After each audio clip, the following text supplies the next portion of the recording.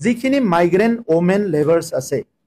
মানে কাম কৰিবলৈ ওয়াৰ্কাৰ আছে যিসকলে নিজৰ ঘৰ এৰি নিজৰ শিশুসকলক এৰি বাহিৰ জাগাত কাম কৰিবলৈ যায় যিসকল মহিলা আছে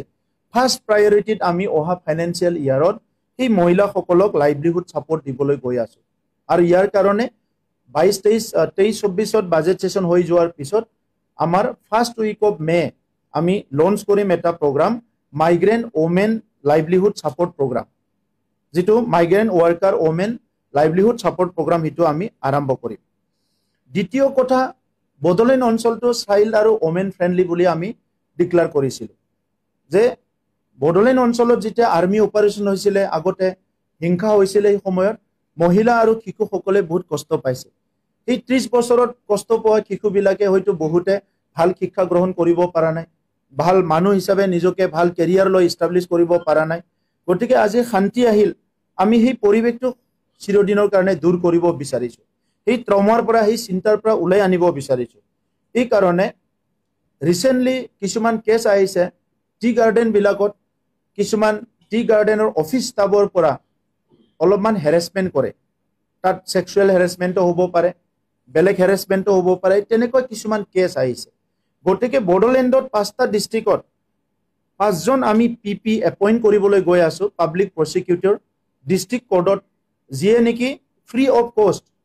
আমাৰ বডলেণ্ডৰ কোনবা এটা জিলাত কোনবা এটা সাব ডিভিজন কোনবা এটা গাঁৱত যদি মহিলাৰ ওপৰত কিবা হেৰাসমেন্ট হৈছে অনলাইন এটা নাম্বাৰ থাকিব হেল্পলাইন নাম্বাৰ তাত ফোন কৰি প্লাই নিজৰ ডিস্ট্ৰিক্টত পিপি তাত কেছটো দিব পাৰিব আমাৰ তাত ৰিসেন্টলি আহিছে যে কিছুমান টি গাৰ্ডেনত কিবা এটা ঘটনা হলে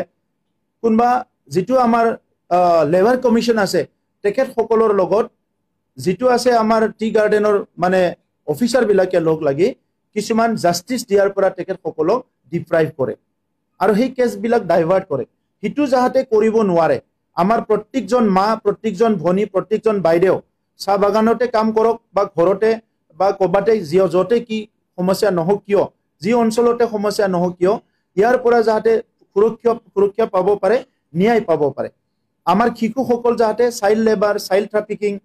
চাইল্ড এবিউজ যি সমস্যাতে নপৰক কিয় তেখেত সকলক ফ্ৰী লিগেল এইডটো দিয়াৰ কাৰণে আইনগতভাৱে তেখেত সকলক সহায় কৰাৰ কাৰণে আমি কাউন্সিল লেভেলত এটা পিএমইউ আমি গঠন কৰিম কি কয় কমিশন এটা গঠন কৰিম আৰু সেই কমিশনৰ দ্বাৰা টোটালি 5টা ডিস্ট্ৰিক্টত মানে কন্ট্ৰোল কৰা হ'ব আৰু এটো এই যি লিগেল এইড সাৰ্ভিসটো দিয়া হ'ব যাহাতে ইয়াতে মহিলা আৰু শিশুসকলে 100% সুৰক্ষিত হৈ থাকিব পাৰে তো এই কামটো আমি অহা 1 জুনৰ পৰা আৰম্ভ কৰিব বিচাৰিছো 1 জুনত হেল্পলাইন নাম্বাৰ লঞ্চ কৰা হ'ব তাৰ পিছত 24/7 আমাৰ কন্ট্ৰোল ৰুমত মানুহ থাকিব আৰু সেই ডিস্ট্ৰিক্টৰ ৰিটো প্ৰসিকিউটৰ তেখেতক পিপিক মানে এই কেছ বিলাক দিয়া হ'ব